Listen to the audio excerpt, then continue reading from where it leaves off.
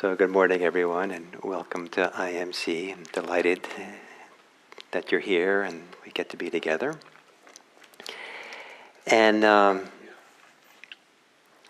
one of the purposes of Dharma talks is to teach about the practice of mindfulness, practice of the Dharma practice. And so we might talk about meditation, we might talk about mindfulness in daily life, we might talk about the practices of ethics, all kinds of things. And in one of the principles of mindfulness is everything is practice.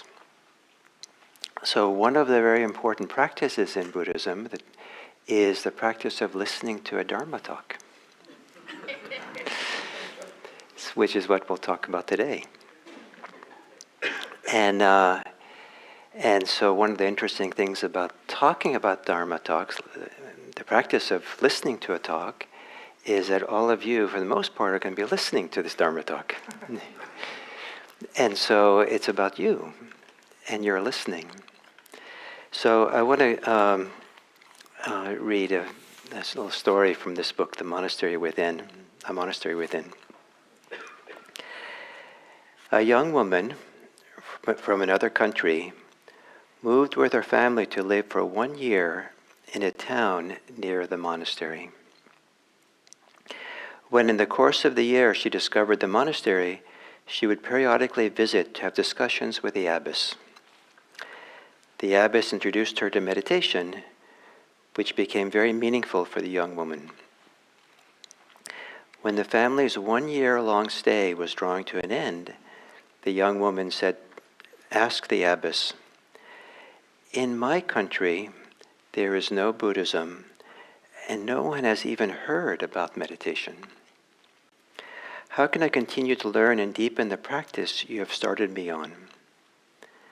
The abbess said, "When you return home, ask far and wide, for who among the wise people is recognized as having the greatest ability to listen? Ask that person to instruct you in the art of listening. What you learn about listening from such a person will teach you how to further your meditation practice." The art of listening. Those people who were the direct disciples of the Buddha were called in the ancient language the listeners, the savakas, those who listened. And in the ancient world, listening was a primary way of getting information from others. There was nothing written really back then, and there was no, Twitter or to get all kinds of things. It was all through the voice, and people, if they wanted, there's no libraries, so if you wanted to remember what was being taught you really had to pay attention closely, so it went in and stayed there, so you can remember it afterwards. It's a very different way to listen if you're taking something in order to retain it for the future. It requires a higher attentiveness, a higher receptivity, a higher sense of presence, less distraction, less scattered of the mind. And it turns out that those qualities are really important for the Dharma practice. And in fact, when the Buddha, when he gave Dharma talks, he gave particularly profound teachings when he understood that the audience, the mind of the audience, people in the audience, was ready, receptive, free from hindrances, elated, and bright. The word bright sometimes translated as confident, trusting. So there was a recognition that a certain state of mind can receive teachings in a very different way than if you're scattered and spinning and preoccupied with all kinds of things. And if you have an attitude of resistance and you don't like this, you don't want to be part of this or something. How we show up is actually a very important part of the practice of listening to a Dharma talk. And it's so significant that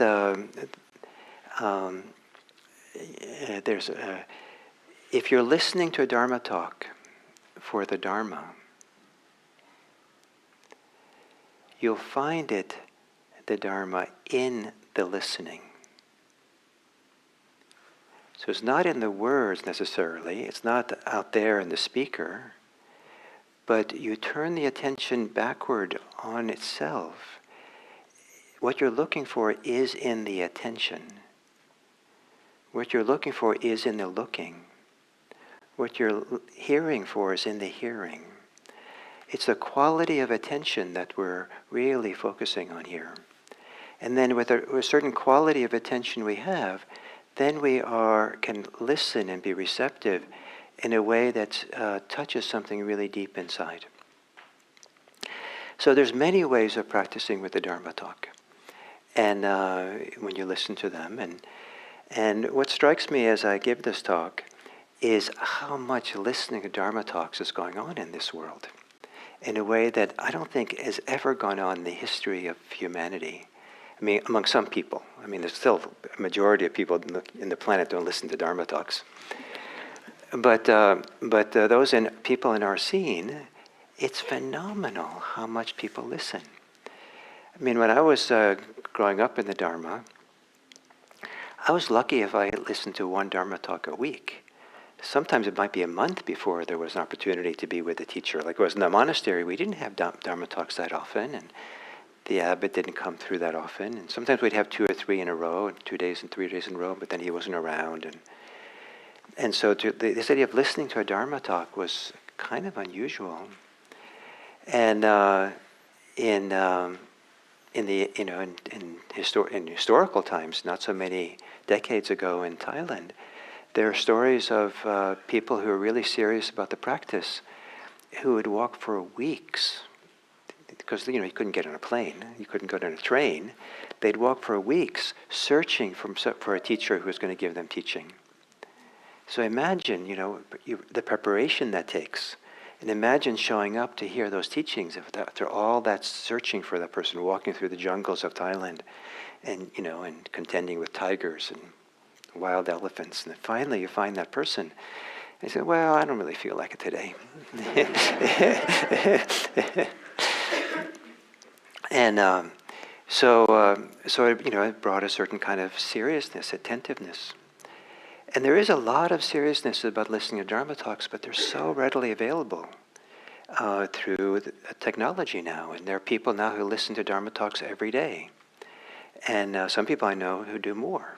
And sometimes, it's been a tremendous support and help for people listening to talks. And sometimes it's a lot better than the alternative that's available to them with their own mind and activity and whatever's going on. And this regular listening to it, and people have discovered all kinds of ways to listen that didn't exist in the old world. People have told me they listened together with friends. It used to be when they had, I guess before Bluetooth, they would have a wireless, wired mic with 2, one for each ear. But the friends would walk along with one in each of their ears. They go for walks and just listen together that way. Or people go for runs. People listen to Dharma talks going to work.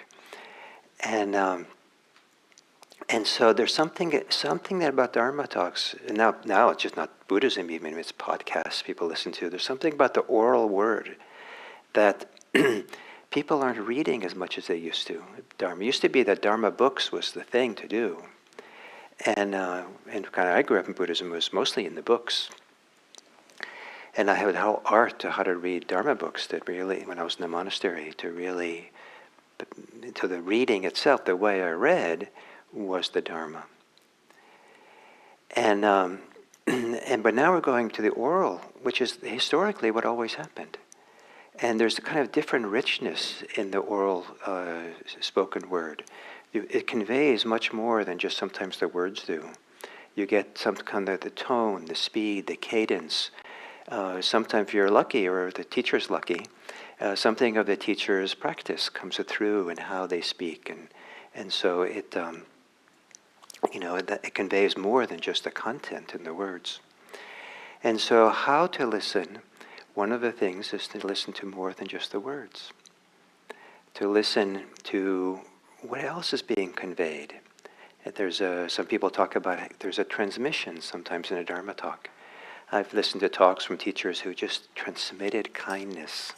And it was so wonderful just to feel the kindness. They didn't understand their talks, but the kindness really touched me, or the compassion. Sometimes it was clarity, and sometimes some people were so clear in how they spoke the Dharma that I could have certainly understand them, but there was something really brilliant that it did to me to hear the clarity in which it was presented. Like, wow, it made my mind somehow clear in listening. There's some people, when they give talks, their confidence in the Dharma is what's contagious. And the words are fine, but what really changes the people who listen is that, wow, this person has a lot of confidence, inspiration around it. I'm inspired now by this person's confidence. I built, something. So there's all kinds of other things that we can take in besides the words. There's also what we're listening for.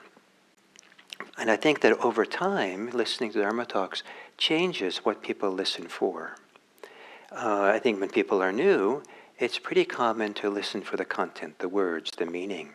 Some people and it's really meaningful and really powerful sometimes to hear some of these teachings for the first time. And I've been told by people, like the first talk they ever heard just blew them away, or the first talk they heard, something shifted inside of them. And and for most of it's later, but still it can happen. But we're listening for information, we're listening for practice, we're listening for something that makes sense out of life. And often it's the content of the words that what's being said. As people start doing the practice, and maybe they've listened to a lot of talks, the content is still important at times, but there might be other things that are going on that are important. And when I was in the monastery, I listened. We always would sit in meditation during the talks. So meaning even our eyes would be either closed, or in Zen you look your eyes down. In Zen there was a very formal meditation posture to be in. So we would be in the meditation posture listening to the talk with the eyes down. There was no nodding, oh that's good. Which is nice because then the Dharma teachers gets feedback and sees what's going on energetically and stuff. But we were just there sometimes, and I had this wonderful. There's a Zen upside down smile, which I'm very capable of sitting there. It probably looked a little intense, but came from something to do with concentration or the effort. And but I would sit there and listening to the abbot very attentively. But what my mind, I was in my meditation state, and what my mind was drawn into was the voice, what's being spoken. And I would get more concentrated listening to the talk than I did in my own meditation. And that's not uncommon for some people to have. Something about a certain kinds of Dharma talk, people get absorbed into the words, so they don't necessarily, the words become less and less important as they just kind of right there, their mind is unwavering, not moving at all, just absorbed in it. And I would leave the talk completely still, completely open, relaxed. I'd walk outside and just be in awe of the sparkle of everything and the peace that I felt. Other times, I would be meditating with the talk, and kind of didn't hear much.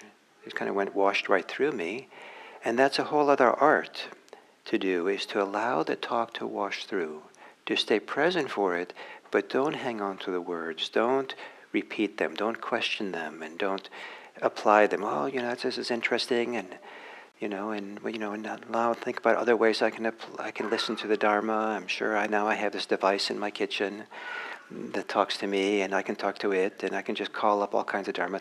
And you've lost touch of my talk because you're already applying it. And the other thing is just let it stay in it, but let it wash over you, wash through you. With the principle that if what's important for you to hear, if there's something important for you to hear, it'll stick. It'll touch something. So you don't have to be looking and trying and straining to kind of find something and get something as if you're trying to hold on tight for something important. You want to just be very receptive and see what finds its way to your heart or finds its way to some depth inside of you. And I've had that happen to me where I was just following along, just letting it wash through. And then but in this receptive state that I'm in, so I hear a sentence, hear a word, boom, something happens.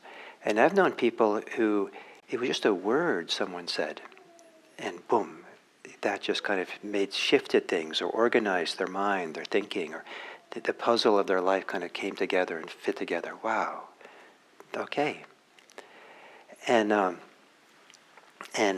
common thing that people will say to Dharma teachers is, I've listened to a lot of your talks, and I think you've said this a lot of times before, but I could never understand it. When you said it today, it just changed me.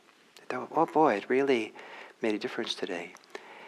Because we weren't receptive, the mind wasn't prepared, the life conditions hadn't come together so that it made sense or could land in some deep way. So one of the things that we want to be careful for in listening to the Dharma talk is not to be listening in a way that hinders benefiting from the talk. And one of the ways that hinders it is to begin doubting it. Begin suspicious. And I've seen people kind of come to IMC here and they're like looking out of the dark glasses, and it's like you can feel like they're like not buying any of this, and and at least it looks that way. And but I know some people, many of us maybe, I certainly have this tendency to sometimes have a bias towards what we don't believe or we don't like or what doesn't sound right to us, but not my preference. And there's some wisdom to that. I mean, you're not supposed to just agree to a Dharma talk just because it's being taught. You shouldn't have blind, trust in a Dharma teacher just because they're a Dharma teacher. But there is something about the art of taking in something that's challenging. So one of the things I've learned is it's easy not to like something. It's easy to see that something is maybe wrong. That's relatively easy. And if that's the case for you, then it's wrong for you.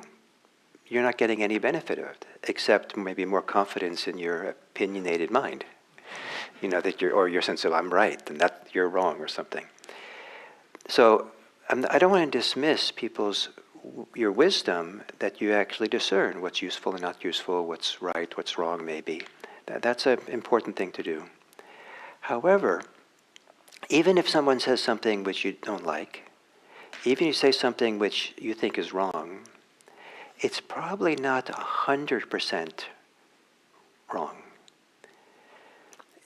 And so the interesting question is to say to yourself, well, I don't quite agree with that, but let me see. Is there some point or other in some situation in my life where this thing will be useful? So, for example, it's been said that an unpopular Dharma theme for talks is renunciation. And so, so as soon as the renunciation Dharma talk comes out, sit back with the sunglasses on and hat down, and okay, I'm not going to listen to this renunciation. These Buddhists, they're just party poopers. And so, but instead, if the person asks themselves, well, I mostly disagree with this. This renunciation is overdone, the way Buddhists talk about it, which could be. That's a fine opinion to have. But let me think, is there you think in this, in this life of mine that I've lived or that I'm going to live, is there any place, maybe, where it'd be useful to learn a little bit more about renunciation so that's the right thing to do? And this person says, sure enough, there comes a time that renunciation is helpful. The thing that you've been looking forward to for months is watching the Super Bowl. And you just hardly listen to the Dharma talk because you're already, thinking ahead to this afternoon, and where you're going to be and what you're going to do and how great it's going to be with the chips or something. And so, and you don't even listen to the talk on renunciation, but you know that was the topic. And then you come home and it's about time for the Super Bowl. It's so exciting. Your neighbor calls and says, I have appendicitis. Can you take me to the hospital? No. And your neighbor says, but aren't you Buddhist into renunciation? No. I have my priorities, and I want something, I want it, and I don't want to have to do, not want, tough luck on you. Or in that circumstance, I think maybe you'd understand renunciation might be a good thing. Renouncing the Super Bowl to get your friend to the hospital before the appendicitis gets to a massive system, infection throughout their body and they die. I hope that would be warrant some renunciation. But the principle here I'm saying is, rather than disagreeing, if you disagree, you might not benefit at all. If you do the exercise, in what circumstance is this teaching useful? Is it beneficial? Then you find some benefit.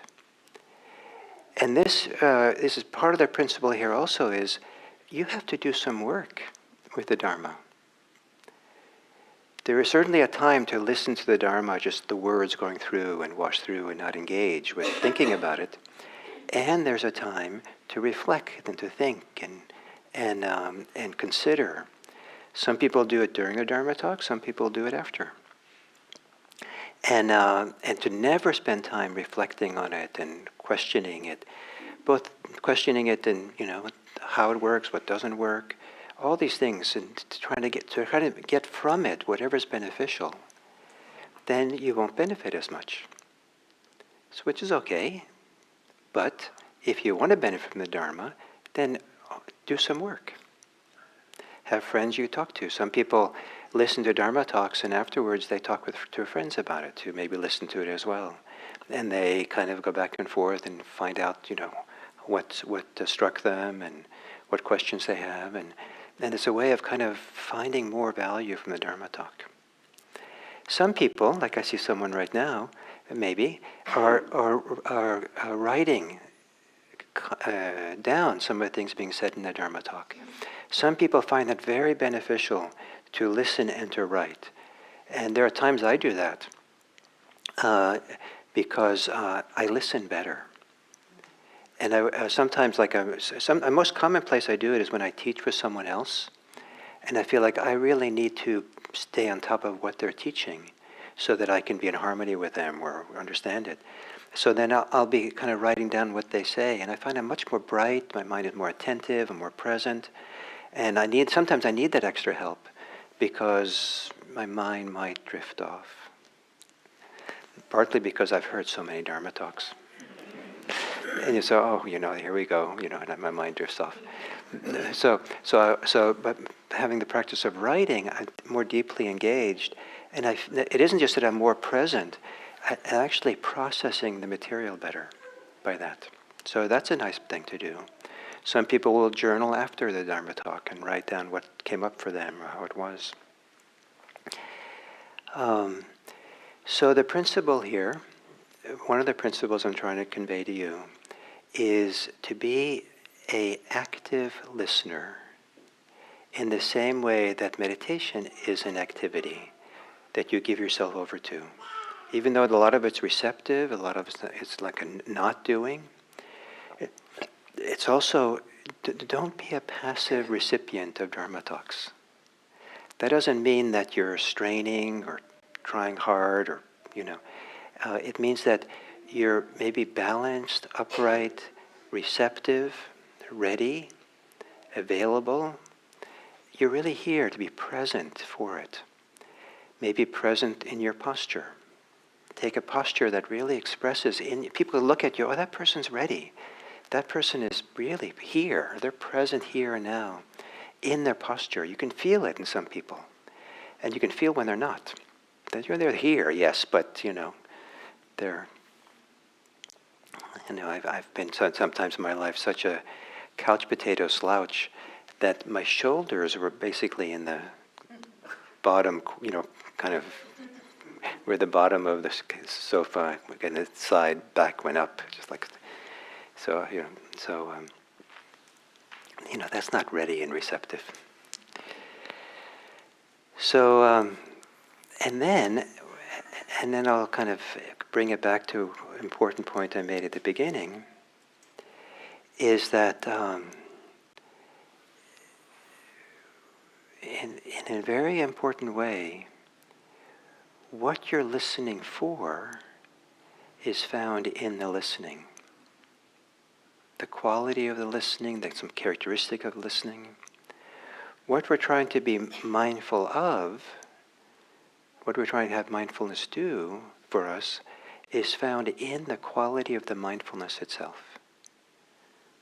What we're being aware of, what awareness practice is trying to do for us, is found in the qualities of awareness itself.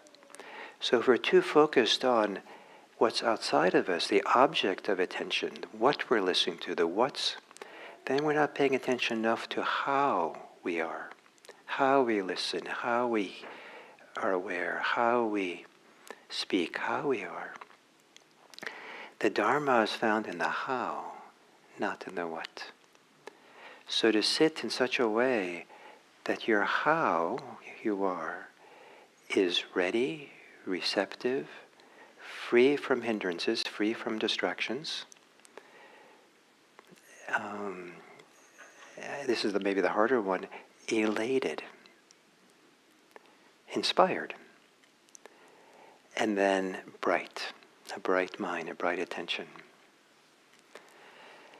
And sometimes Dharma talks can help that. At least the Buddha did that. It is said in the ancient texts that he would give talks that would inspire, encourage, brighten, and delight the people who listened. And then he would give his deepest teachings. Isn't that nice? So the practice of Dharma talks. It's a wonderful practice. And I'm sure many of you who've listened to talks have benefited from it, otherwise you wouldn't keep coming back. And maybe this talk will just kind of give you a little bit more inspiration to notice how you show up to be listening to a Dharma talk. And I hope that over time you develop a repertoire, a range of ways to be with Dharma talks, and that depending on the circumstance, what's going on, and how you are, and you understand the different ways, so you can choose the different ones at different times as it serves you. So those are my thoughts. And maybe some of you even practice this today as I was giving the talk. Or that's for later, maybe. Today you just got the ideas. So we have about 15 minutes. And so I thought maybe we can take about 5 minutes if you have any questions or comments about this, and or so, and then a few minutes where you can talk with each other about this a little bit, if you'd like, and then we'll get ready for the tea. And today I have to leave relatively quick to go down and do more teaching in Santa Cruz, so I won't be staying around. So any questions, any comments anyone would like to make?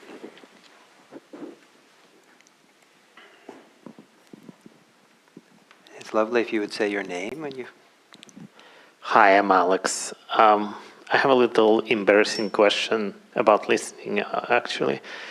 So I've been doing this thing that you have taught called on breathing in you connect, on breathing out you relax, and it works for me phenomenally.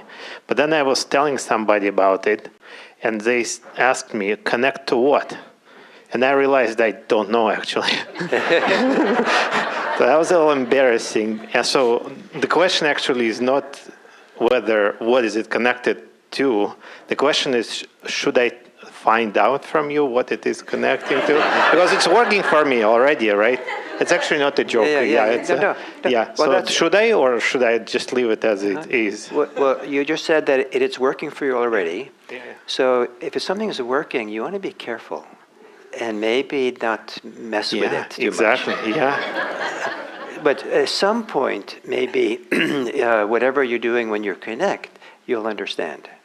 And when the time comes, you'll understand what you're doing, what's happening there. But maybe you're not ready even to understand that. You're just go for the benefits. Not now, but it might be interesting to hear from you how you're benefiting. Because if you come back to me and say, oh yeah, it's really been helpful because it's been giving me really good lottery tickets. I connect to lottery ticket numbers. And then I'll say, well, that's not what I had in mind. But so, or you might have something, better than lottery ticket numbers, but you might, hear from you, and that might be interesting. And then maybe we can adjust something if it's useful. So I think I'd prefer to leave it like that. If you'd asked the question differently, I would have been happy to have explained what I mean by that. But right now, I don't want to mess with you. Thank you.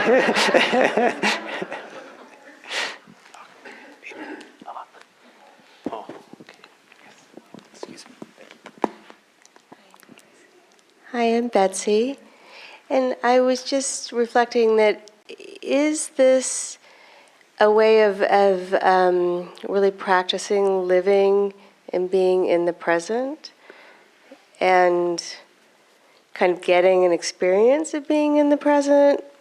I'm kind of, Yes, I don't totally have this concept in my head, but that just kind of came to me. It's a great question. I think it's a reasonable question because we focus so much on meditation in our tradition here. But meditation is just the training ground where we're like going to the gym, so that we learn how to develop mindfulness, attention, how we learn to develop a certain degree of able to focus, being non-distracted, certain degree of wisdom, certain degree of compassion and care, so that we learn it here in the gym, so that that becomes strong, so that then we bring it into our life. And in some ways, that's at least as important as what happens in meditation. And the goal, in a sense, for our practice is not to have a sharp line between the mind and the heart in meditation and the mind and heart in regular life. And so the idea of bringing some of these qualities of mindfulness, attention into our life is definitely what we try to do. And then what's wonderful is that these are reciprocally beneficial for each other. What we learn in meditation, we can then apply to life. As we apply it to life, we learn things about ourselves that then helps our meditation deepen. And so the two go back and forth and are partners.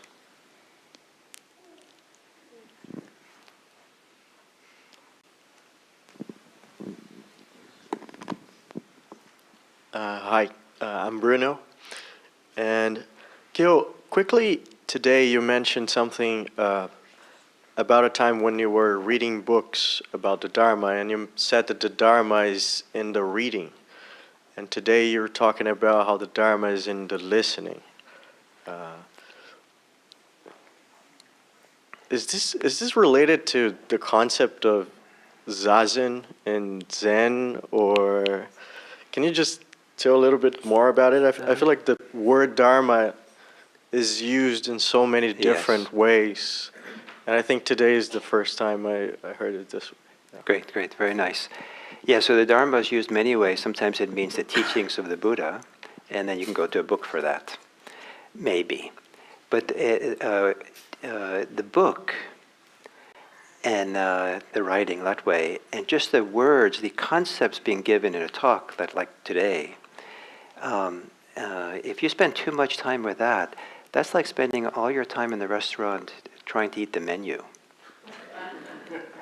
At some point you have to order the food and eat the food.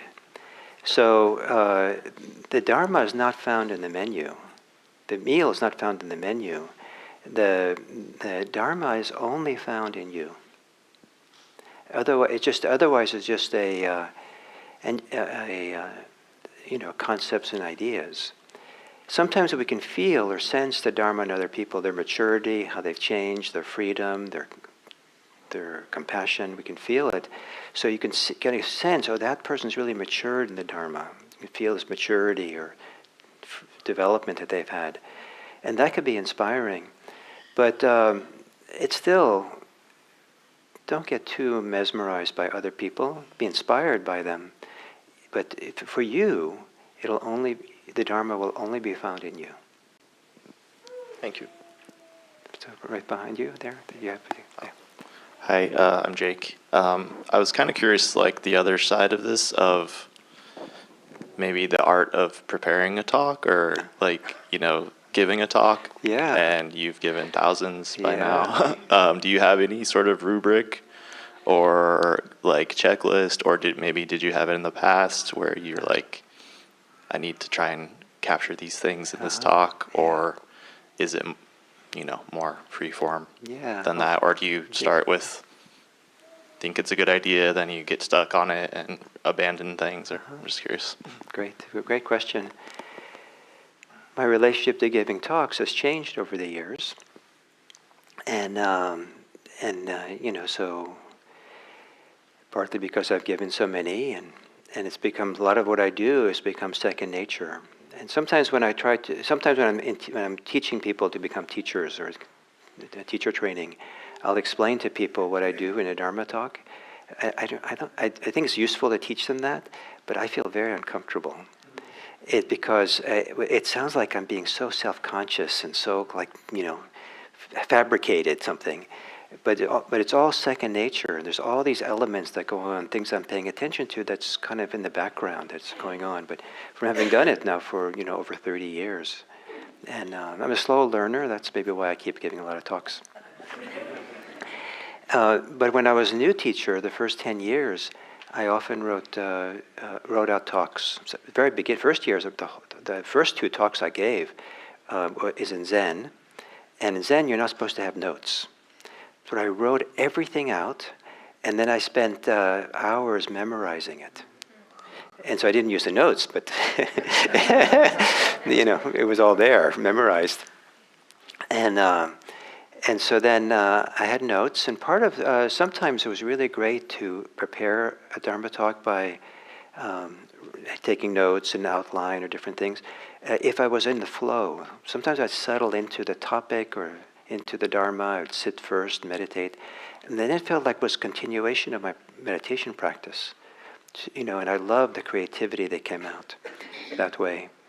And so that was a good day. And sometimes I would go and read a few little different books and pick up a paragraph here or there and see it. And in a good day, I would feel like I would savor those teachings and take them in and contribute to not just the ideas of what I was going to teach, but also the atmosphere of the teaching, the sense or the quality of it. And then at some point, after about 10 years, 2 things happened. I still had kids. Young kids at home. I didn't have time to prepare anymore. And then I thought my talks got worse, but people liked them more. And then, but the other thing that happened soon thereafter was that my relationship to preparing changed. And I would sit down with a piece of paper to write notes, and I'd literally feel a repulsive force from that. It was like, I can't do that. It's just like, it was like quite something to feel this. No way. That was going the wrong direction. And so I'd go for a walk instead, or go sit, meditate instead. And then there was a whole different process. Sometimes now, these days, when I give a Dharma talk, I have some basic idea in my mind. I've kind of formed an outline just on my own thinking, or maybe 3 points, or what direction I'm going to start with. And then as I give the talk, the path opens up in front of me, and I just follow the trail. I'm following something, and sometimes it takes me away from where I thought I was going to go. And then also when I give a talk these days, I'm still trying to understand what I'm teaching. That's my preferred stance to be in. And so maybe people who listen to me think like I know a lot, boy, Gil knows a lot or something. I don't have that internal sense. I mean, I know a lot about Buddhism, but I mean, so that's true. But my inner feeling for myself is that I'm actually on the edge of what I don't understand. And that's where I like to be. So I don't know if that comes across when I teach, but I'm exploring it with you, kind of, to some degree, or I'm trying to. And the other thing I've learned in these years of teaching, and that's very important, and I'm also trying to stay in touch with the feeling inside of whatever I'm teaching. There's a feeling tone, there's a quality, a sentiment, sensations inside that go along with it. So I'm trying to feel my way into something too, not just talk about it. And so much so that occasionally, it was much more before, but it does occasionally happens nowadays too. I get into what I call for myself my explanatory mode. My wife will ask, "How did it go today?" And I say, "Oh, I fell into my explanatory mode." And when it's explanatory, I'm just explaining something, and my heart is not in it. It's just ideas. It's very dry. It feels like cardboard for me. And sometimes there were times where I don't know. I recognize it, and I don't know how to get out of it. And okay, I just have to put up with this today, and this is how it is. So I should apologize for those days, because I don't like explaining things, even though I do explain things, but there's something much more important going on. Does that answer your question well enough, satisfy your question? But why did you ask? Oh, I've done a few myself over the years. I'm sure people have probably in this room have done it or have thought about it. So I was just curious to hear your process or your approach to it. Great. Yeah. Great. Thank you. Okay. So thank you all.